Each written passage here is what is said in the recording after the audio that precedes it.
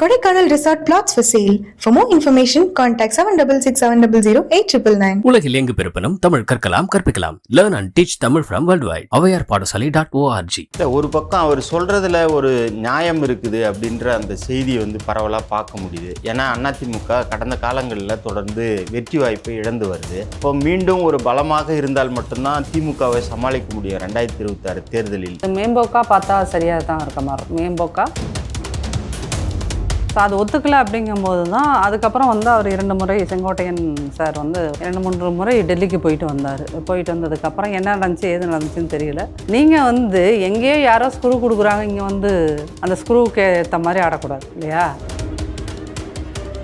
RSS உள்ளேயே வரலையா தமிழ்நாட்டுக்குள்ளே அப்படின்னு பார்த்தீங்கன்னா, ஆர்எஸ்எஸ் தமிழ்நாட்டுக்குள்ளே வந்துருச்சு. ஆர்எஸ்எஸோட திட்டங்களை செயல்படுத்துகின்ற ஒரு கட்சியாக எனக்கு திமுக மாறி போயிடுச்சு. அப்போ திமுகவோட இந்த இரட்டை வேடத்தை எவ்வளோ தூரம் நீங்கள் அங்கீகரிக்கிறோமோ பாருங்கள். சனாதானம் எதிர்க்கிறோன்னு உதயநிதி சார் பேசிட்டு அடிச்சா எவ்வளோ பெரிய விஷயம். நீங்கள் அதே உதயநிதி அவர்களை அழைத்து சார் சனாதானம்னா என்னன்னு டிஃபைன் பண்ணுங்கன்னா பேம்பர். தொலைக்காட்சிக்கு, தனியார் தொலைக்காட்சிக்கு பேட்டி அளிக்கும் போது கூட அவருக்கு பின்னாடி அண்ணா படம் இருந்தது, எம்ஜிஆர் படம் இருந்தது, அம்மையார் படம் இருந்தது, ஆனால் பெரியார் படம் இல்லை. இந்த அடையாள அரசியலை வச்சுட்டு இன்னும் தமிழ்நாட்டில் எவ்வளோ காலம் நீங்கள் மக்களை ஏமாத்தலாம்னு நினச்சிருக்கீங்க. இப்போ அந்த ஆக்ஸ்போர்டு யூனிவர்சிட்டிக்குள்ள ஒரு ஹால் இருக்கு. அந்த ஹால் யார் வேணாலும் புக் பண்ணிக்கலாம், சரிங்களா? அதை புக் பண்ணி அங்கே படத்தை திறந்துட்டு நீங்கள் அந்த மீட்டிங் முடிஞ்சுட்டு போகிறப்போ அந்த படத்தை கையோடு தான் எடுத்துகிட்டு போக முடியும். அந்த படத்தை அங்கே இருக்கிற ஹால் எல்லாம் நீங்கள் மாட்டி வச்சுட்டு போக முடியாது. திண்டிவனத்தில் ஒரு கேஸ் நடக்குது. ஒரு பட்டியல ஆஃபீஸரை அந்த அம்மா ஏதோ ஃபைல் எடுத்துகிட்டு வர சொல்லியிருக்காங்க. திமுக கவுன்சிலர் அம்மா அங்கே பஞ்சாயத்து பண்ணுறவங்க யாருன்னு பார்த்தீங்கன்னா அந்த கவுன்சிலரோட ஹஸ்பண்டு. அவங்க கவுன்சிலர் கிடையாது. இப்படி ஒருமையில் பேசலாம், அதற்கான தகுதியுடையவர்கள் தான் அவர்கள். இந்த அம்மா ஃபைலை எடுத்துகிட்டு சொன்னப்போ அவர் கொஞ்ச நேரம் ஆகும், இல்லை எடுத்துகிட்டு வர முடியாது, ஏதோ ஒன்று சொல்லியிருக்காரு. சொன்னோன்னே நீ எப்படி என்ன அப்படி பேசுவ அப்படின்னு சொல்லிட்டு எல்லாரும் பார்க்க காலில் விழுன்னு சொல்லுவோம். அப்போது நீங்கள் ஒரு எஸ்சி நீ காலில் விழ வச்சது இல்லாமல் கேஸ் உன் மேலே SC/ST அட்ராசிட்டி கேஸ் வருது அப்படின்னு நீ என்ன பண்ணுற? பாலியல் புகார் கொடுக்குறேன்னா இதெல்லாம் தான் பெரியார் சொன்னாரா?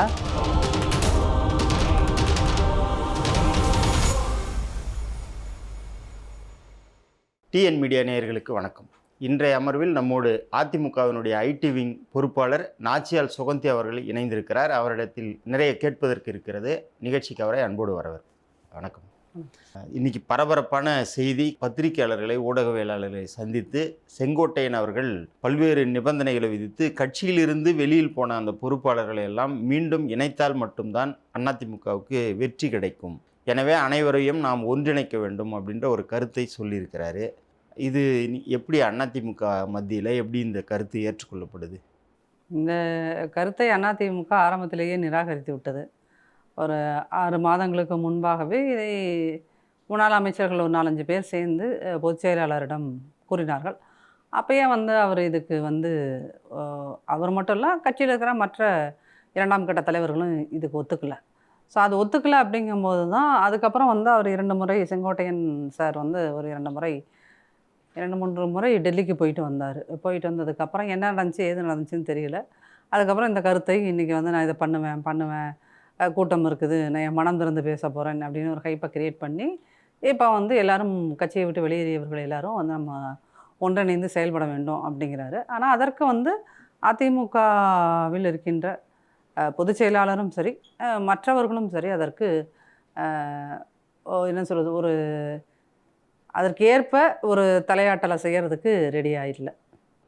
இல்லை, ஒரு பக்கம் அவர் சொல்கிறதுல ஒரு நியாயம் இருக்குது அப்படின்ற அந்த செய்தியை பரவலாக பார்க்க முடியுது. ஏன்னா அதிமுக கடந்த காலங்களில் தொடர்ந்து வெற்றி வாய்ப்பை இழந்து வருது. அப்போ மீண்டும் ஒரு பலமாக இருந்தால் மட்டும்தான் திமுகவை சமாளிக்க முடியும் 2026 தேர்தலில். இன்னொரு பக்கம் விஜய், ஒரு பக்கம் சீமான், இந்த மாதிரி தேர்தல் களம் அப்படின்றது மாறுது. அதனால் அவர் சொல்கிற கருத்தில் என்ன தவறு? சார் அதை மேம்போக்கா பார்த்தா சரியாக தான் இருக்க மாதிரி இருக்கும். மேம்போக்கா சரி எல்லோரும் சேர்ந்து ஒன்றா இருந்தால் நல்லா தானே இருக்கும், வெற்றி வாய்ப்பு அதிகமாக தானே இருக்கும் அப்படிங்கிறது. இவர்களெல்லாம் இல்லாமலேயே 21 தேர்தலை சந்தித்த போது திமுகவுக்கும் அதிமுகவுக்கும் திமுக அதிமுகவை விட ஒரு 3% அதிகமாக ஓட்டு வாங்கி தான் ஆட்சியில் இருந்திருக்காங்க. அப்போது நீங்கள் அந்த கணக்கு சொல்கிறீங்களா, தொடர் தோல்விகள் அப்படின்னு. இப்போ கருணாநிதியை நம்ம எல்லாரும் தமிழகமே அவர் ஒரு என்ன சாணக்கியர், தேர்தல் அரசியலில் கரை கண்டவர் எல்லாம் சொல்கிறீங்க. அவர் 50 வருஷம் திமுகவோட தலைவராக இருந்தார். 50 வருஷத்தில் 11 எலெக்ஷன்ஸ் வந்து அவர் ஃபேஸ் பண்ணுறார் 50 வருஷத்தில். சரிங்களா?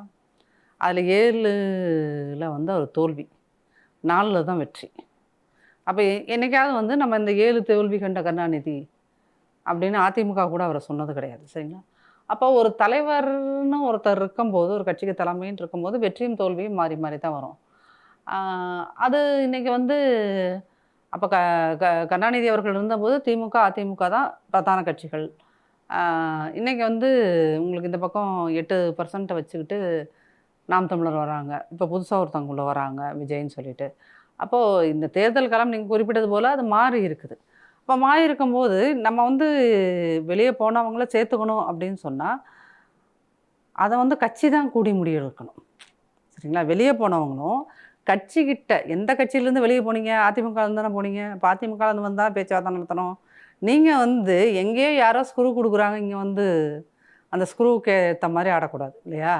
அப்போது உண்மையிலுமே உங்களுக்கு அதிமுகவில் இணைய வேண்டும், உண்மையிலுமே அதிமுகங்கிற கட்சி பாதுகாக்கப்பட வேண்டும் அப்படின்னு அதிமுகவை விட்டு வெளியேறியவர்கள் இருந்தால் அவர்கள் அதிமுகவில் இருக்கின்ற இன்றைய பொதுச் செயலாளரை தான் அணுகணும். 2ஆம் கட்ட தலைவர்கள் வழியாக தான் பேச வரணும். அவர்கள் கட்சிக்கு சம்மந்தமே இல்லாத யாரோ ஒருவர் சொல்லித்தர ஸ்கிரிப்டை அப்படியே கேட்டுக்கிட்டு இருந்தோம்னா இது வந்து கட்சியோட வளர்ச்சிக்கு சரி வராது அப்படிங்கிற ஒரே காரணத்தினால தான் இதை வந்து அதிமுக இவர்களுடைய கோரிக்கையை தொடர்ந்து நிராகரித்து கொண்டே இருக்கிறது. இப்போ நீங்கள் தொடர்ந்து அரசியல் சூழலில் இருக்கிறதுனால நல்லா தெரியும். இப்போது நீங்கள் கடந்த காலங்களில் கலைஞர் வந்து 4 தேர்தலில் தான் வெற்றி பெற்றிருக்கிறார். ஏறத்தாழ 7 சட்டமன்ற தேர்தலில் அவர் தோல்வியை தழுவிக்கிறார்னு சொன்னாலும் கூட இன்றைக்கி தமிழ்நாட்டுடைய நிலை என்ன இருக்குது அப்படின்னு நம்ம பார்க்கும்போது கிட்டத்தட்ட 1 கோடி வாக்காளர்கள் வட மாநிலத்தை சார்ந்தவர்கள் தமிழ்நாட்டுக்குள்ளே வந்திருக்கிறாங்க. அது கடந்த காலங்களில் அதிமுகவினுடைய அந்த பலமின்மையை பயன்படுத்தி தான் உள்ளே வந்திருக்கிறாங்க அப்படின்னு ஒரு கருத்தும், இன்னொன்று இன்றைக்கி செங்கோட்டையன் சொன்ன உடனே அடுத்ததாக குருமூர்த்தியிடமிருந்து ஒரு கருத்து வருது.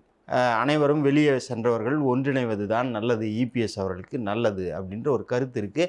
நீங்கள் சொன்ன மாதிரி இந்த யாரோ ஒருவர் ஸ்கிரிப்ட் எழுதி தரார் அல்லது டெல்லிக்கு போய் வந்தார் அப்படின்ற அந்த பின்புலத்திலையும் இன்றைக்கி பார்க்கும்போது தமிழ்நாட்டுக்கு அதிமுக திமுக போன்ற இந்த திராவிட கட்சிகளுடைய வீழ்ச்சி நல்லதில்லை அப்படின்ற இன்னொரு கருத்தும் சொல்லப்படுது. டெஃபினட்டாக சார், நீங்கள் வந்து இன்றைக்கி தமிழ்நாட்டில் இவ்வளோ பெரிய மிகப்பெரிய வளர்ச்சி இருக்குது. மற்ற மாநிலங்களோட நீங்கள் ஒப்பிடும்போது இங்கே மிகப்பெரிய வளர்ச்சி இருக்குது அப்படின்னு சொன்னால் இன்றைக்கி ஸ்டாலின் அவர்கள் சொல்லிக் கொள்கிறாருக்குல்ல, திராவிட மாடல் திராவிட மாடல்.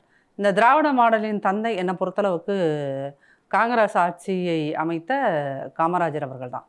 ஏன்னா காமராஜர் அவர்கள் தான் வந்து உங்களுக்கு ஒரு நல்ல எஜுகேஷன் வேணும்னு மதிய உணவு திட்டத்தை கொண்டு வந்ததும் சரி, ஒரு 10,000க்கு மேற்பட்ட பள்ளிகளை கொண்டு வந்ததும் சரி, நிறைய அணைகளை கொண்டு வந்தது, தொழிற்சாலைகளை கொண்டு வந்தது அப்படின்னு சொல்லிட்டு தமிழ்நாடு வந்து ஒரு நவீன தமிழ்நாடாக மாறணும் அப்படிங்கிறது அது முதல் செங்கல் எடுத்து வச்சவர் காமராஜர். சரிங்களா? அப்போது அவருக்கு அப்புறம் காங்கிரஸ் ஆட்சி போகுது. காங்கிரஸ் ஆட்சி போனோன்னு திமுக வருது. திமுகவுக்கு அப்புறம் அதிமுக வருது. அதிமுக 31 வருடங்கள் தமிழ்நாட்டை ஆண்டிருக்கின்றது. அப்போ இங்கே எண்ணற்ற திட்டங்கள் கொண்டு வரப்பட்டிருக்கிறது. டெவலப்மெண்ட், வளர்ச்சி திட்டங்கள், தொழில் சார்ந்த திட்டங்கள் நிறைய கொண்டு வரப்பட்டிருக்குது. விவசாயிகளுக்கான திட்டங்கள் நிறையா கொண்டு வந்து, பெண்களுக்கு, இப்படி ஒவ்வொரு செக்டாருக்குமான திட்டங்கள் இங்கே நிறைய கொண்டு வந்திருக்குது. இந்த சமயத்தில் நீங்கள் வந்து ஒரு கவர்மெண்ட் அப்படிங்கிறது அது ஆட்சியில் இருக்கின்ற காலத்தில் இளைய மக்களுக்கும் தொழிலுக்கும் கல்விக்கும் மருத்துவத்துக்கும் இதுக்கெல்லாம் என்ன பண்ணியிருக்குது அப்படிங்கிறது, இந்த மாதிரியான விஷயங்களுக்கு என்ன பண்ணியிருக்குது அப்படின்னு பார்த்தீங்கன்னா அதிமுக தான் முதன்மையாக இன்றைக்குமே. நீங்கள் வந்து ஒரு பெரிய சார்ட் மாதிரி போட்டு இந்த நான் சொன்ன இந்த எல்லா செக்டார்லேயும் திமுக என்ன பண்ணியிருக்கு, அதிமுக என்ன பண்ணியிருக்கு அப்படின்னு சொன்னீங்கன்னு பார்த்தீங்கன்னா, இன்றைக்கி ஸ்டாலின் சொல்லிட்டு இருக்காருல 2 இலக்க தொழில் வளர்ச்சியை நாங்கள் பெற்றிருக்கிறோம். அதுக்கு ஃபவுண்டேஷன் போட்டது அதிமுக. சரிங்களா? இன்றைக்கி 15% வளர்ச்சி இருக்கிறது அப்படின்னு சொன்னார்னா அதிமுக காலத்தில் அது வந்து 16.5% இருந்தது. இன்றைக்கி அதிமுக விட ஒரு 1.5% குறைஞ்சி தான் இருக்கார். அப்போது இங்கே வளர்ச்சி அப்படிங்கிறது, டெவலப்மெண்ட் அப்படிங்கிற ஒரு மக்களுக்கு நம்பிக்கையான விஷயங்களை செய்து கொடுத்த கட்சி வேணுமா, அது வந்து திமுகவாக இருக்கட்டும் அதிமுகவாக இருக்கட்டும், இந்த கட்சி வேணுமா, இல்லை நீங்கள் வந்து உங்களுக்கு மதத்தை முன்னிறுத்தி அரசியல் செய்கின்ற கட்சி வேணுமா அப்படிங்கிறத மக்கள் தான் தீர்மானிக்கணும். இப்போது எல்லாருமே வந்து இந்த கடந்த ஒரு 10 வருஷமாக பேசிட்டு இருக்கிறது இந்த தமிழ்நாட்டில் அம்மையாருடைய மறைவுக்கு பிறகு, அம்மாவோட மறைவுக்கு பிறகு தமிழ்நாட்டுக்குள்ளே வந்து பிஜேபி வந்துடும் அப்படின்றது ஒரு இது. அதை வச்சு தான் எல்லா அச்சுறுத்தலும் இங்கே நடந்துக்கிட்டு இருக்குது. அப்போ இங்கே வந்து இப்போ ஆர்எஸ்எஸ் உள்ளேயே வரலையா தமிழ்நாட்டுக்குள்ளே அப்படின்னு பார்த்தீங்கன்னா, ஆர்எஸ்எஸ் தமிழ்நாட்டுக்குள்ளே வந்துருச்சு.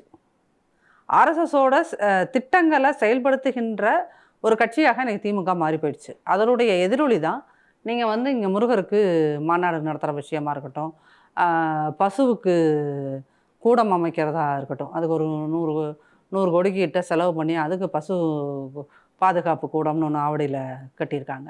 அந்த மாதிரியான விஷயங்கள் அவர் சேகர்பாபு அவருடைய துறையின் கீழே இதெல்லாம் பண்ணுறார் அப்படின்னா, இது எல்லாமே என்னன்னா ஆர்எஸ்எஸோட செயல் திட்டம். ஆர்எஸ்எஸ் என்ன நினைக்குது, தமிழ்நாட்டில் நம்ம வர முடியல, சரி நம்ம பேச திமுக கேட்குது, நம்மளோட செயல் திட்டங்களை அவன் செய்கிறான், சரி அவங்க வச்சு மெயின்டைன் பண்ணுவோம் அப்படிங்கிற ஒரு இடத்துல ஆர்எஸ்எஸ் அவர்களை பயன்படுத்தி கொண்டிருக்கிறது. அதற்கு இவர்களும் இரையாகி கொண்டிருக்கிறார்கள். அப்போ இங்கே ஆல்ரெடி ஏற்கனவே உங்களுக்கு இந்துத்துவம்ங்கிறது வந்து த்ரூ டிஎம்கே உள்ளே வந்துக்கிட்டு இருக்குது, சரிங்களா? ஆனால் இவங்க வந்து தேர்தல் அரசியலுக்காக மேடைகளில் பேசுவது பாஜக உள்ளே வந்துடும், பாஜக உள்ளே வந்துடுங்கிற ஒரு ஸ்லோகனை தான் அவங்க சொல்லிட்டு இருக்காங்களே ஒழிய, ஆனால் அவர்கள் கிட்டத்தட்ட ஒரு பாதி காவிகளாக மாறி நாளாயிடுச்சு. ஸ்டாலின் கையில் இருக்கின்ற திமுக பாதி காவி ஆயிடுச்சு. அதில் எந்த மாற்றமுமே இல்லை. இப்போ அந்த சமயத்தில் தான் நீங்கள் வந்து இந்த பிரச்சனையை சொல்கிறீங்க. வந்து கிட்டத்தட்ட அது 1 கோடி வாக்காளர்கள் சாத்தியம் இல்லை. அது கரெக்டான கணக்குமா இருக்குமா, மீடியா சொல்கிற அந்த கணக்கும் சரியாக இருக்குமான்னு தெரியல. பட் வட இந்திய வாக்காளர்கள் தொழிலாளர்களாக இங்கே உள்ளே வராங்க, அவர்களுக்கு வாக்குரிமை வருது அப்படின்னு பார்த்தீங்கன்னா, அப்போ அதில் வந்து மாநில அளவில் ஒரு கொள்கை முடிவு எடுத்தே ஆகணும். அதுதான் இன்றைக்கி நமக்கு முன்னாடி இருக்கின்ற ஒரு மிகப்பெரிய சேலஞ்ச்.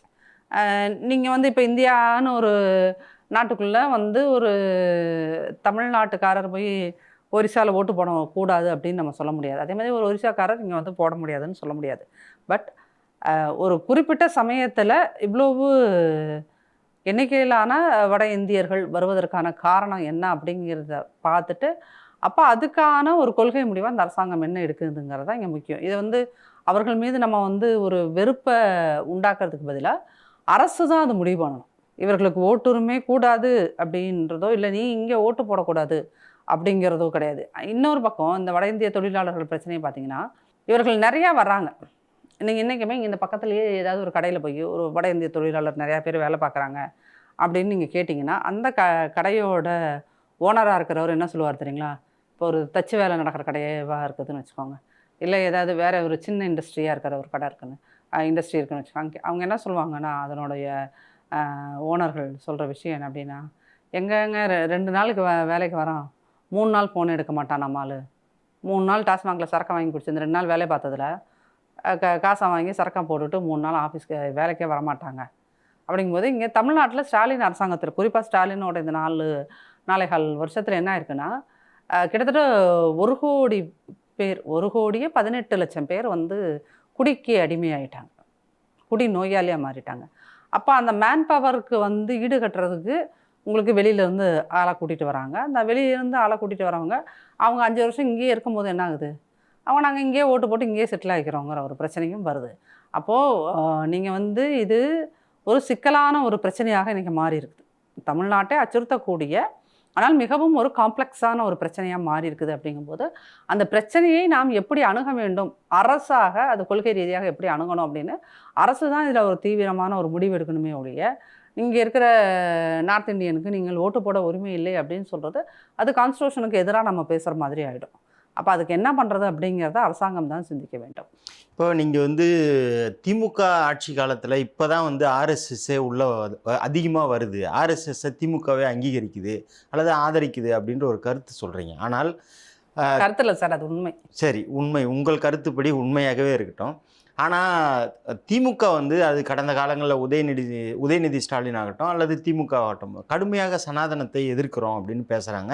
ஒருபடி அந்த கூட்டணியில் இருக்கிற திருமாவட்டம் அல்லது மற்ற கம்யூனிஸ்ட் தலைவர்களாகட்டும் அதை ஏற்றுக்கொள்ளலை. ஆனால் நீங்கள் அதிமுக இதுவரை எந்த இடத்துலையும் சனாதனத்தை நாங்கள் எதிர்க்கிறோம் அப்படின்னோ அல்லது பிஜேபி எதிர்க்கிறோம் அப்படின்னோ இல்லை, அந்த கூட்டணியில் மாறாக இருக்கிறாங்க. எப்படி இந்த முறைன்னு நம்ம பார்க்குறது? அதிமுக கடந்த முறை கூட்டணியில் இருந்துட்டு எங்கள் பொதுச் செயலாளர் வந்து முதல்வராக இருந்து ஆட்சி நடத்திய அந்த 4.5 ஆண்டுகளில் இங்கே பெரும் அளவில் இன்றைக்கி திமுக ஆட்சி காலத்தில் நடக்குது இல்லைங்களா உங்களுக்கு இந்த ஆர்எஸ்எஸ் கூட்டங்கள், அது மாதிரி அதிமுக ஆட்சி காலத்தில் இன்றைக்கி வந்து 500 கூட்டங்கள் ஸ்டாலின் ஆட்சி காலத்தில் நடந்திருக்குன்னா அதிமுக காலத்தில் வெறும் 50 கூட்டம் தான் நடந்திருக்கும். சரிங்களா? அப்போது அந்த ஆர்எஸ்எஸ் வளர்ச்சி, இந்த கூட்டங்கள், இது அவங்க வந்து இந்த ஷாகா கூட்டங்கள் வழியாக தான் ஆர்எஸ்எஸ் இங்கே வளர்த்துக்கிட்டு இருக்காங்க. ஸோ இந்த மாதிரியான விஷயங்களை வந்து அது கண்ட்ரோலில் வச்சுருந்துச்சு. அதிமுக அரசு அதை கண்ட்ரோல் பண்ணி வச்சுருந்துச்சு. நமக்கு என்னென்னா, சில விஷயங்களை நாசுக்காக தான் சார் செய்யணும். உங்களுக்கெல்லாம் என்ன தேவைப்படுதுன்னா, சத்தம் போட்டு நான் சனாதானத்தை வேறு இருப்பேன் இங்கே பேசிட்டு, ஒரு மார்க்சிஸ்ட் கூட்டத்தில் யாராவது எழுதி கொடுக்கறத வாசிச்சுட்டு, அப்புறம் கோர்ட்டில் போய் ரகசியமாக மன்னிப்பு கேட்குறது எப்படி நீங்கள் சனாதானத்தை வேறு இருக்கிறதுன்னு கோஷம் போடணும், இல்லை எங்கேயாவது மீட்டிங் வச்சு நாங்கள் வந்து சனாதானத்தை வேறு இருப்போம் அப்படின்னு சொன்னால், அந்த நாடகத்தை தான் நீங்கள் எல்லாருமே விரும்புகிறீங்க. செயலில் என்னவோ செஞ்சுட்டு போ, வீர தீரமாக அடுக்கு மொழியில் வந்து பேசிவிட்டு போ, அது போதும் எங்களுக்கு அப்படின்னு நம்ம நினச்சோன்னா அதை விட வேறு ஆபத்து கிடையாது. இன்றைக்கி திமுக அதை தான் பண்ணிகிட்ருக்குது. இவங்க ஆட்சிக்கு வந்த புதுசில் இந்த இதில் வாணியம்பாடிக்கு பக்கத்தில் ஆம்பூரில் வந்து மாட்டுக்கறி பிரியாணிக்கு கலெக்டர் தடை விதிக்கிறார். யார் தடை விதிக்கிறார்? கலெக்டர் ஒரு நோட்டீஸ் போட்டு தடை விதிக்கிறார். சார், அது 1 வருஷம் நீங்கள் நடத்தாமல் இருந்திருக்கீங்க அப்படின்னு இல்லாமல், அதுக்கப்புறம் அந்த திருவிழாவே அங்கே நடத்தப்படலை, அந்த உணவு திருவிழாங்கிறதே அங்கே நடத்தப்படலை. அப்போ நீங்கள் என்ன பண்ணுறீங்க, ஆர்எஸ்எஸ்க்கு பயந்துட்டு ஒரு ஆம்பூரில் இருக்கிற ஒரு கல்ச்சரையே மாற்றுது திமுக. நம்மளுடைய அரசியலுக்கு என்ன பண்ணுறோம், மக்களோட கலாச்சாரத்தையும் மாற்றி விட்டுட்டோம். அப்போது இது எவ்வளவு மோசமான ஒரு பின்விளைவுகளை சமூகத்தில் ஏற்படுத்திகிட்டு இருக்குது. இப்போ ஆம்பூர், வாணியம்பாடி, அந்த பகுதிகளில் வேலூர் வரைக்கும் வந்து பார்த்திங்கன்னா முஸ்லீம்கள் ஓரளவுக்கு டென்ஸ்டாக அடர்த்தியாக வாழக்கூடிய இடங்கள். அப்போது அவங்களுடைய கலாச்சாரத்தை நீங்கள் இன்டைரக்டாக ஸ்டாப் பண்ணிவிட்டு, நாங்கள் இஸ்லாமியர்களின் காவலர்கள் அப்படின்னு ஸ்டேஜில் பேசுகிறத நீங்கள் கைதட்டுறீங்க. திமுகவும் அதைத்தான் விரும்புது. என்ன அப்படின்னா, நம்ம ஸ்டேஜில் அடுக்குமொழியில் பேசிட்டு, நான் தான் இஸ்லாமியர்களின் காவலர்கள், நாங்கள் தான் வந்து சிறுபான்மையினர் காவலர்கள் அப்படின்னு பேச்சில் இவங்கள்ட்ட மக்கள்கிட்ட சொல்லிகிட்டே இருந்தால் போதும், சைலண்ட்டாக என்னது, இஸ்லாமியர்களுக்கு எதிரான வேலைகளை நாம் செய்யலாம். என்ஐஏயில் வந்து ஸ்டாலினோட ஆட்சியில் தான் இந்த என்ஐஏ அமல்படுத்தப்படுகிறது. கிட்டத்தட்ட இந்த மாயவரம் அந்த பகுதிகளில் 100க்கும் மேற்பட்ட இஸ்லாமிய இளைஞர்கள் கைது செய்யப்பட்டிருக்கிறார்கள் இந்த என்ஐஏ கீழே, இந்த சட்டத்தின் கீழே. அப்போது நீங்கள் பாஜகவோட சில திட்டங்களை, அது இஸ்லாமியர்களுக்கு எதிரான திட்டங்களை சைலண்ட்டாக நீங்கள் அலோ பண்ணுறீங்க. அந்த பக்கம் அலோ பண்ணிவிட்டு இந்த பக்கம் என்ன பண்ணுறீங்க, அதாவது லிட்டரலாக சொன்னோன்னா, ஒருத்தனுக்கு அவன் சாப்பாட்டில் விஷத்தை கலந்துடுறீங்க சார். சரியா? இங்கே வந்து நாங்கள் 3 வேளையும் மக்களுக்கு நல்ல சோறு கொடுக்குறோம் அப்படின்னு பேசி, அதை அடுக்குமொழியில் கொஞ்சம் ஸ்டைலாக பேசுகிறீங்க. பேசிட்டு பார்த்தீங்களா நாங்கள் தான் அப்படின்னு. அப்போ திமுகவோட இந்த இரட்டை வேடத்தை எவ்வளோ தூரம் நீங்கள் அங்கீகரிக்கிறோமோ, மக்கள் எல்லாருமே, அது கட்சி சார்பு இல்லாமல், அது திமுக காரங்கன்றது அவங்க ஆதரிக்கிறது அப்படிங்கிறது அவங்க கட்சிக்காக சாதனை. இந்த நடுநிலைமையில் இருக்கின்ற மக்கள் திமுக வந்து பாருங்கள், சனாதானம்னு எதிர்க்கிறோன்னு உதயநிதி சார் பேசிட்டு அரிச்சா எவ்வளோ பெரிய விஷயம். நீங்கள் அதே உதயநிதி அவர்களை அழைத்து இந்த மாதிரி ஒரு விவாதத்தில், சார் சனாதானம்னா என்னன்னு டிஃபைன் பண்ணுங்கன்னா பெம்பர். அப்போ நமக்கு உண்மையிலுமே என்ன தேவை? சனாதானத்தை எதிர்க்கிறோங்கிற மேடை பேச்சு உங்களுக்கு தேவையா? சனாதானத்தை எதிர்க்கிறோம் என்பதை செயலில் காட்டுவது தேவையா? அதுதான். இப்போது நீங்கள் திமுக இப்போ பார்த்தீங்கன்னா, தொழிலை ஈர்ப்பதற்காக நாங்கள் இங்கே போகிறோம், அங்கே போகிறோம், அந்த வெளிநாட்டுக்கு போகிறோம், இந்த வெளிநாட்டுக்கு போகிறோம், இத்தனை கோடிகளை எடுக்கிறோம், மற்ற கொடுங்க. ஆனால் லிட்ரலாக நீங்கள் வந்து உட்காந்து அவர் இந்த 5 ட்ரிப்பு 6 ட்ரிப் போயிருக்காரு, ஒவ்வொரு முறையும் எவ்வளோ கொண்டு வந்திருக்காருன்னு கணக்கு போட்டு பார்த்தீங்கன்னா, மற்ற மாநிலத்திலோடு நீங்கள் தமிழ்நாட்டை ஒப்பிடும்போதோ, அல்லது அதிமுக ஆட்சி காலத்தில் இங்கே உள்ள வந்த வெளிநாட்டு சர்வதேச நிறுவனங்களோட பங்களிப்பும், திமுக ஆட்சியில் வந்திருக்க சர்வதேச நிறுவனங்களோட பங்களிப்பு அப்படின்னு நீங்கள் ஒரு கம்பாரிசன் பண்ணினீங்கன்னா, அது ஸ்டாலின் ஆட்சியில் மிக மோசமாகத்தான் இருக்கிறது. ஆனால் மீடியா உங்களுக்கு என்ன பண்ணுறதுன்னா, உங்கள் கையில் மீடியா இருக்குது சார், திமுக கையில் மீடியா இருக்குது. 24 மணி நேரம் அவங்க கூவுறாங்க, ஸ்டாலின் வந்து ஃப்ளைட் ஏறிட்டார், உட்காந்துட்டாரு, இறங்கிட்டாரு, அங்கே போய் சைக்கிள் ஓட்டுறாரு, அப்புறம் ஒரு ஃபோட்டோவை வச்சு அங்கே பெரியார் சிலையை திறந்து விட்டார், அப்புறம் அதை மூடி விட்டார், அப்புறம் வீட்டுக்கு போயிட்டார், ஃபோட்டோ எடுத்தார், தேம்ஸ் நதிக்கரையில் வாக்கிங் போனார். இந்த மாதிரியான கதைகள் உங்களுக்கு சுவாரஸ்யமாக சொல்லப்படுறத, மக்களுக்கு சொல்லப்படுறத, அந்த கதைகளை தான் மக்கள் விரும்புகிறார்கள் அப்படின்னு சொன்னோம்னா, தமிழ்நாட்டுக்கு அதை விட மிகப்பெரிய அழிவு அப்படிங்கிறது எதுவுமே கிடையாது. இப்போ நீங்கள் சொன்னதுலேருந்தே வரோம், அதாவது ஒரு பக்கம் மேடை பேச்சு அப்படின்ற விமர்சனம் இருந்தாலும், இன்னைக்கு முதல்வர் வந்து ஆக்ஸ்போர்ட் பல்கலைக்கழகத்தில் பெரியாருடைய படத்தை வந்து திறந்திருக்கிறார். அது வந்து பத்திரிகை செய்தியெல்லாம் வருது. அப்படியே இதுவரை எங்கேயாவது எடப்பாடியார் பெரியார் படத்தை திறந்தோ அல்லது வெளிப்படையாக பெரியார் குறித்தோ அல்லது சனாதனம் குறித்து பேசியதாக கூட தெரியல. சமீபத்தில் தொலைக்காட்சிக்கு, தனியார் தொலைக்காட்சிக்கு பேட்டி அளிக்கும்போது கூட அவருக்கு பின்னாடி வந்து அண்ணா படம் இருந்தது, எம்ஜிஆர் படம் இருந்தது, அம்மையார் படம் இருந்தது. ஆனால் பெரியார் படம் இல்லை. இந்த அடையாள அரசியலை வச்சுட்டு இன்னும் தமிழ்நாட்டில் எவ்வளோ காலம் வந்து நீங்கள் மக்களை ஏமாற்றலாம்னு நினச்சிருக்கீங்க? ஊடகங்களும் சரி, திமுகவும் சரி, இந்த அடையாள அரசியல் பெரியார் அப்படிங்கின்ற ஒரு பிம்பத்தை, அந்த பிம்பத்தை ஒரு விற்பனை பொருளாக திமுக பயன்படுத்தி கொண்டிருக்கின்றது. சரிங்களா? இப்போ பிஸ்னஸ் அட்மினிஸ்ட்ரேஷன் கோர்ஸில் வந்து சொல்லுவாங்க, யூஎஸ்பின்னு ஒன்று சொல்லுவாங்க, யூனிக் செல்லிங் பாயிண்ட் அப்படின்னு. ஒரு விஷயத்தை விற்கிறதுக்கான ஒரு முக்கியமான ஒரு கருப்பொருள் உங்களுக்கு தேவை. அப்படியான ஒரு பொருள், அந்த யூனிக் செல்லிங் பாயிண்ட்டாகத்தான் பெரியாரை குறிப்பாக ஸ்டாலின் திமுக பயன்படுத்துகிறது. இப்போ பார்த்தீங்கன்னா, இப்போ அந்த ஆக்ஸ்போர்டு யூனிவர்சிட்டிக்குள்ளே ஒரு ஹால் இருக்குது. அந்த ஹால் வந்து யார் வேணாலும் புக் பண்ணிக்கலாம். சரிங்களா? அதை புக் பண்ணி அங்கே வந்து படத்தை திறந்துட்டு நீங்கள் அந்த மீட்டிங் முடிஞ்சிட்டு போகிறப்போ அந்த படத்தை கையோடு தான் எடுத்துகிட்டு போக முடியும். அந்த படத்தை அங்கே இருக்கிற ஹால் எல்லாம் நீங்கள் மாட்டி வச்சுட்டு போக முடியாது. சரிங்களா? அப்போது நீங்கள் பெரியாரோட கொள்கைகளே அங்கே யார் பேசியிருக்கா? ஸ்டாலின் அவர்கள் பேசியிருக்காரு. லிசன் பண்ணவங்க யார்? அங்கேருந்து அயலகாணிய ஆட்கள்.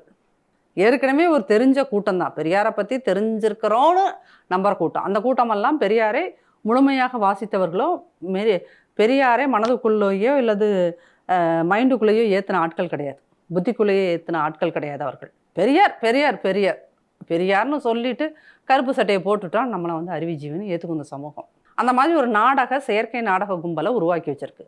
இப்போ இந்த செயற்கை நாடக கும்பல், இப்போ நீங்கள் வந்து என்ன சொல்கிறீங்க, எவ்வளோ பெருமையாக சொல்கிறீங்க பாருங்கள், ஆக்ஸ்போர்டு யூனிவர்சிட்டி. சார், ஆக்ஸ்போர்டு யூனிவர்சிட்டியில் வந்து இந்த மாதிரி 1000 தலைவர்களின் புகைப்படங்கள் அங்கே இருக்கிற 100 ஹாலில் திறந்துருக்காங்க. சரிங்களா? திறப்பாங்க, அவங்கவுங்கள பற்றி பேசிட்டு போவாங்க. இப்போ அதே ஆக்ஸ்போர்டு யூனிவர்சிட்டி ஹாலில் வந்து நீங்கள் கார்ல் மார்க்ஸ் பற்றியும் பேசலாம், அண்ணல் அம்பேத்கரை பற்றியும் பேசலாம், காமராஜரை குறித்து கூட நீங்கள் பேசலாம். காங்கிரஸ்காரங்க அவங்களுக்கு இருக்கிற இன்ஃப்ளூயன்ஸ் யூஸ் பண்ணி அங்கே ஒரு ஹாலை புக் பண்ணி அங்கே காமராஜருக்கோ, இந்திரா காந்திக்கோ, ராஜீவ் காந்திக்கோ, இல்லை நேருவுக்கோ, காந்திக்கோ ஒரு கூட்டத்தை நடத்திட்டு போகலாம். அப்போ இது ஒரு அடையாள அரசியல். பார்த்தீங்களா, பெரியாருக்கு கூட்டம் நடத்தி விட்டார்கள். சரி, பெரியார் பேசிய கருத்தியலில் எதை இவர்கள் பயன்படுத்துகிறார்கள்? எதை இந்த அரசாங்கம், ஸ்டாலினுடைய அரசாங்கம், திமுக அரசாங்கம் பெரியாருடைய கருத்தியலாக எதை இங்கே பயன்படுத்தியிருக்கு? இங்கே பெண்களுக்கு பாதுகாப்பு கிடையாது சார். நீங்கள் வந்து பெரியார் பெண்ணுரிமை பேசிய இந்த மண்ணில் தான் திமுக கொடி கட்டின காரெல்லாம் அவன் பெண்களை தோத்திட்டு போகிறான். போலீஸ் ஆஃபீஸர் வந்து சொல்கிறாரு, திமுக கொடி கட்டிட்டு போனால் இதில் வந்து டோலில் வந்து ஃப்ரீ கொடுப்பாங்க, அதுக்காக கட்டிட்டு போனான்னு சமாதானம் சொல்கிறார் அவர். அதையும் மக்கள் பார்த்து கொண்டு அமைதியாகத்தான் இருக்கிறார்கள்.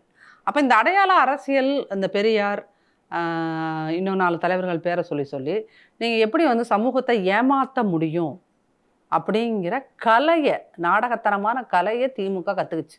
அந்த கலையை, அந்த நாடகத்தனமான கலை, அதை வந்து எல்லாரும் நம்ப ஆரம்பித்தோம் அப்படின்னு சொன்னீங்கன்னா அந்த இடத்துல தான் உங்களுக்கு ஆர்எஸ்எஸ் உள்ள வருது. இந்த பக்கம் பெரியாருன்னு பேசுகிறீங்க, சரிங்களா? இங்கே பெண்களுக்கு பாதுகாப்பு கிடையாது. பட்டியலின மக்களுக்கு ஸ்டாலின் திமுகவோட ஆட்சியில், குறிப்பாக இந்த 4 ஆண்டுகளில் சவுத் பகுதிகளில், தென் தமிழகத்தில் 6000க்கும் மேற்பட்ட அட்ராசிட்டி கேஸ் வந்து ரெஜிஸ்டர் ஆகிருக்கு. ரெஜிஸ்டரான கேஸே உங்களுக்கு 6000க்கு மேலே இருக்குன்னா, ரெஜிஸ்டர் ஆகாமல் கட்ட பஞ்சாயத்து செஞ்சு வச்சுட்டு போன கேஸ்லாம் எத்தனைன்னு தெரில. அதெல்லாம் சேர்த்திங்கன்னா 10,000க்கு மேலே வரும் போல இருக்கு. அப்போது நீங்கள் வந்து சாதியிலும் ஆணவ கொலைகளிலும் சாதிய அட்ராசிட்டியிலையும் ஸ்டாலினோட திமுக ஆட்சியில் பல்வேறு வன்கொடுமைகள் நடக்கின்றன. சரிங்களா? பெண்களுக்கு எதிரான வன்கொடுமைகள் இங்கே அதிகம் நடந்துகிட்ருக்குது. இவ்வளோ விஷயங்களை செஞ்சுட்டு இதெல்லாம் பெரியாரை பேசிய கொள்கைக்கு முரணானவை, எதிரானவை. இதை பண்ணி முடிச்சுட்டு இங்கிட்ட வந்துட்டு பெரியாரின் புகைப்படத்தை திறந்தால் எங்களுக்கு போதும் அப்படின்னு நினச்சோன்னா அவர்கள் நம்மளை எவ்வளோ தூரம் முட்டாளாக்கி கொண்டிருக்கிறார்கள் அப்படிங்கிறதையும் மக்கள் யோசிக்கணும். அப்போ பெரியார் பெரியார் பெரியார் எல்லா அயோக்கியத்தனத்தையும் பண்ணிவிட்டு அதை போய் ஒளிர இடமா எங்கே இருக்குது?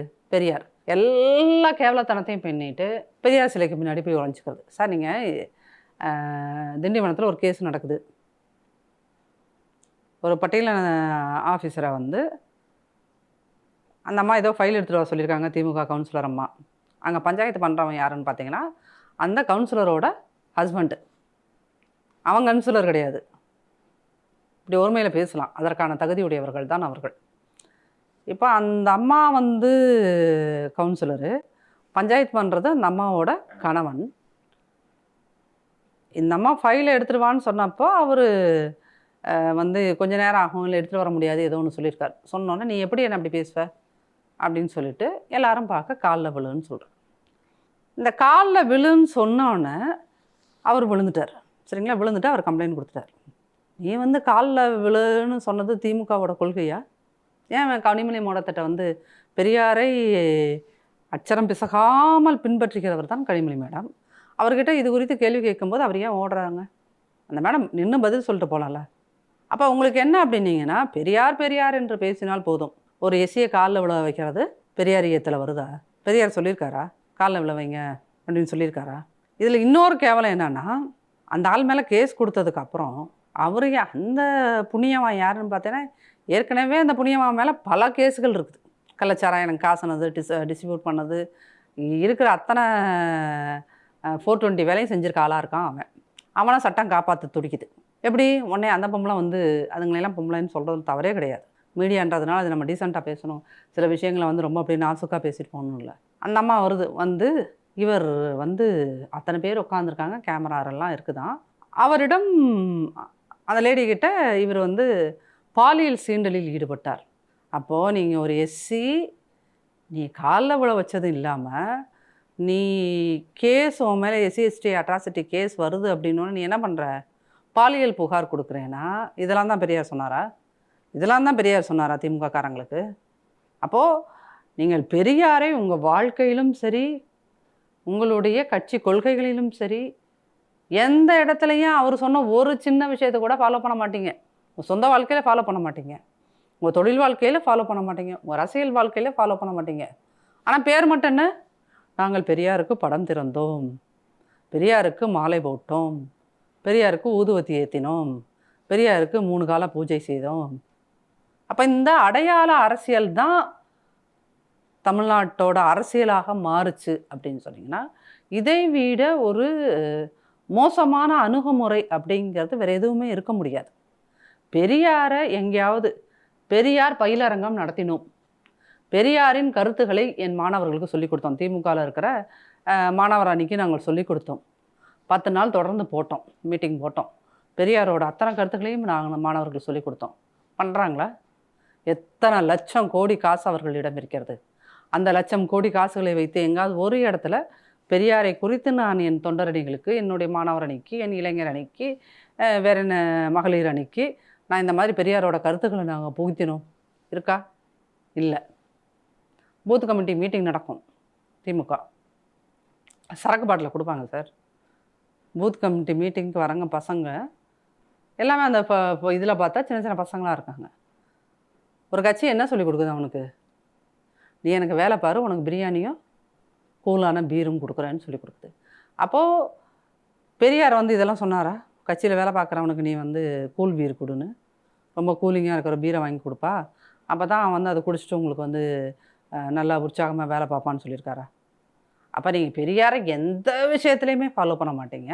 ஆனால் பெரியார் பெரியார்னு சும்மா பெரியாரோட பேரன்னான், பெரியாரோட கடைசி பேரன்னான், பெரியாரோட கொள்ளு பேரன்னான்னு இந்த டயலாக்கை வச்சு நம்ம ஏமாத்துறோம் அப்படின்றது போதுமா? இதுதான் அரசியலா? அப்புறம் இப்படி சொல்லிகிட்டே வந்து மக்களை வந்து நம்ம வந்து கரப்ட் பண்ணுறது, நாம் கரப்ட் ஆனதும் இல்லாமல் மக்களையும் வந்து நீங்கள் கரப்ட் பண்ணுறது அப்படிங்கிறது ஒரு நியாயமாக இருக்குமா? அதுதான் அரசியலா? நம்ம காசு சம்பாதிக்கிறதுக்கு ஒரு அரசியல் கட்சி திமுக காசு சம்பாதிப்பதற்காக மக்களை சேர்த்து கரப்ட் பண்ணுறதை எப்படி நீங்கள் அரசியல் என்பீர்கள்? அதுதான் என் கேள்வி. இப்போ திமுக மீது பல்வேறு குற்றச்சாட்டை சுமத்துறீங்க. அது குறிப்பாக ஆர்எஸ்எஸ் ஆதரவு அல்லது அவங்க அதிகமாக வந்தது அப்படின்றதும் சரி, அல்லது பெரியாரை வந்து அவங்க ஒன்றும் பெருசாக அவங்க தொண்டர்கள்கிட்ட கொண்டுன்னு போகல அப்படின்ற உள்ளிட்ட இப்போ சமூக நீதின்னு பேசுகிறாங்க, ஆனால் காலில் விழ வச்சாங்க, இப்படி பல்வேறு விஷயங்கள் சொல்கிறீங்க. ஆனால் அது தூய்மை பணியாளர் போராட்டத்திலையும் நம்ம பார்த்தோம். பல்வேறு இடங்கள் எப்படி இருந்தாலும் கூட இங்கே இருக்கிற பெண்ணிய அமைப்புகளும் சரி, அல்லது விசிகா போல், கம்யூனிஸ்ட் போல், அல்லது பிற முற்போக்கு அமைப்புகள்னு சொல்கிறவங்க கூட எல்லாரும் நீங்கள் அந்த தூய்மை பணியாளர் விடயத்தில் கூட நம்ம பார்த்தோம், திமுகவை ஆதரிக்கிற நிலைப்பாடில் தான் இப்போ வரை இருக்கிறாங்க. இப்போ நீங்கள் சொல்லுவதெல்லாம் உண்மைன்னு சொன்னால் இவங்க அந்த கூட்டணியை ஆதரிக்காமல் அல்லது குறைந்தபட்சம் அதுக்கு எதிரான கருத்து விமர்சனத்தையாவது முன்வைக்கணும் இல்லை? சார், இன்றைக்கி இருக்கிற தேதியில் காங்கிரஸ், விசிகே, 2 இடதுசாரிகள், அப்புறம் அவங்க கூட இருக்கிற மற்ற இஸ்லாமிய கட்சிகள், வேல்முருகன், எல்லாருமே திமுக 1000 கொலைகளை செய்தாலும் அதை சப்போர்ட் செய்கிறவங்களா தான் இருக்காங்க. 1000 கொலையை திமுக தெரிந்தே செய்தாலும் அது எந்த இடத்துலையும் எதிர்த்து கேட்கக்கூடிய வலுவில்லாதவர்களாக இருக்கிறார்கள். கூட்டணி என்பது அவர்கள் தேர்தலுக்காக கூட்டணி வைத்தில்லை சார். திமுக செய்கின்ற அத்துணை அக்கிரமங்களையும் காப்பாற்றுகின்ற கூட்டணியாகத்தான் அவர்கள் இருக்கிறார்கள். இல்லை, அதுக்கு அவங்க ஒரு காரணம் சொல்கிறாங்க. என்ன சொல்கிறாங்க? திமுகவை நம்ம வீழ்த்திட்டோம், திமுக வீழ்ந்தது அப்படின்னு சொன்னால் மிக எளிதாக அதிமுகவை வீழ்த்தி பாஜக தமிழ்நாட்டை பிடிக்கும். சரி, இந்த லாஜிக் இது எப்படி லாஜிக்கலாக கரெக்டாக இருக்கும்? திமுகவை நீங்கள் வீழ்த்துறது அப்படின்னா, அப்போது திமுகவை வீழ்த்தி பாஜக இங்கே வரும் அப்படின்னா, அப்போது திமுககாரங்க பாஜகவை விட கொடூரமான செயல்களை செய்தாலும் நம்ம ஆதரிக்கணுமா அப்படிங்கிற கேள்வி வருதா இல்லையா? அப்படிதான் செய்கிறாங்களா? இல்லை, நீங்கள் ஒரு பாஜக மாநிலத்தில் நடக்கிற ஆட்சிக்கும் திமுக இந்த 4 வருஷம் பண்ணி வச்சிருக்க ஆட்சிக்கும் என்ன பெரிய வித்தியாசத்தை நீங்கள் கண்டுவிட்டீர்கள்? பாஜக ஆட்சியில் பெண்களுக்கு எதிரான கொடுமைகள் அதிகமாக இருக்கா? திமுக ஆட்சியில் அதே கருமம் தான் இருக்குது சார். தூய்மை பணியாளர்கள் நீங்கள் மணிப்பூரில் இப்படி அங்கே இனக்குழுக்களாக பிரிஞ்சு மக்கள் இப்படி இது பண்ணிகிட்ருக்காங்க. அங்கே பெண்களை நீங்கள் இப்படி நிர்வாணமாக கூட்டிகிட்டு போனாங்க, பொங்குறீங்க இல்லையா? தூய்மை பணியாளர்கள் 2 வக்கீல்கள் சின்ன பிள்ளைங்க போராடுறாங்க. அவங்கள ஸ்டேஷன்லேயே நைட் முழுக்க வச்சு அவர்களை ஆடைகளை எல்லாம் நீங்கள் அவிழ்த்து பார்த்துருக்கிறீங்கன்னா அது கேமரா இருந்துச்சு, அவன் கூட்டிகிட்டு போனால் அது வெளியே தெரிஞ்சிச்சு சார். இங்கே அந்த தூய்மை பணியாளர்கள் போராட்டத்தில் ஒரு 18 வயசு சின்ன பிள்ளை, அந்த பிள்ளை ட்ரெஸ்ஸை போலீஸ் அப்படியே பிடிச்சி இழுக்குதே. அத்தனை 100 பேர் அந்த இடத்துல இருக்கிறாங்க, ஒரு 50-60 பேர் இருக்காங்க. நீங்கள் சட்டையை பிடிச்சி இழுத்து அந்த பொண்ணை கிட்டத்தட்ட மானபங்கம் படுத்துகிற மாதிரி காட்டுறீங்க. அப்போ இது இது என்னது, ஜனநாயகத்தில் வருதா? அவங்களுக்குலாம் கூட்டணி கட்சிகளுக்கு ஜனநாயகத்தில் வருதா இதெல்லாம்? இந்த மாதிரியான சம்பவங்களை எங்கேயாவது கண்டிச்சிருக்கா இந்த கூட்டணியில் இருக்கிறவங்க? இதை காங்கிரஸ் கண்டிச்சிச்சா? 2 இடதுசாரிகள் கண்டித்தார்களா இந்த இடத்துலையாவது? தொழிலாளர் நலன் பேசுகிற இடதுசாரிகள் இந்த சம்பவத்தை வன்மையாக கண்டிச்சிருக்கணும்ல. இன்றைக்கி தூய்மை பணியாளர்கள் 8 மண்டலத்துக்கு வேலைக்கு போகல சார். அவங்களோட என்ன கேட்குறாங்க? அவங்க இந்த 27,000 ரூபா சம்பளம் அதையே கொடுங்க சார், அதானே அவங்க கோரிக்கை. பணி நிரந்தரம், பழைய சம்பளத்தை அப்படியே கொடு. இதுக்கு இன்றைக்கி சென்னை முழுக்க நீங்கள் ஒரு 5 டன் குப்பை, 5000 டன் குப்பையை அப்படியே வச்சுருக்கீங்க அல்லாமல். அப்போ இதில் நீங்கள் ஒரு பாஜக ஆட்சிக்கும் ஸ்டாலினோட இந்த திமுக ஆட்சிக்கும் என்ன பெரிய வித்தியாசத்தை இது பண்ணுறீங்க? அந்த பாஜக இருக்கிற மாநிலங்களில் சில அமைச்சர்கள் ரொம்ப முட்டாள்தனமாக தான் பேசிட்டு போவாங்க. இங்கே பொன்முடிக்கு ஏன் ஆட்சி போச்சு? அவர் ஏன் பதவி விட்டு தூங்கினாங்க? அவர் திமிர் பேச்சுக்கு தானே. அந்த கதிரவன் துரைமுருகன் பையன் என்ன பேசினார்? 1000 ரூபாய் கொடுத்துட்டு பவுடர் போட்டு வரீங்களான்னு. அப்போது திமிர் பேச்சு, இந்த அமைச்சர்களோட அகங்காரம், ஆணவம், புத்தி இல்லாத பேச்சு எல்லாமே பாஜக மாதிரி தானே இருக்குது. அப்போது திமுகவும் பாஜகவும் ஒன்று, இது அறியாத வாயில மண், அவ்வளோதான் சொல்ல முடியும். நன்றி மேடம். பல்வேறு கருத்துக்களை எங்களோடு பகிர்ந்து கொண்டமைக்கு நன்றி.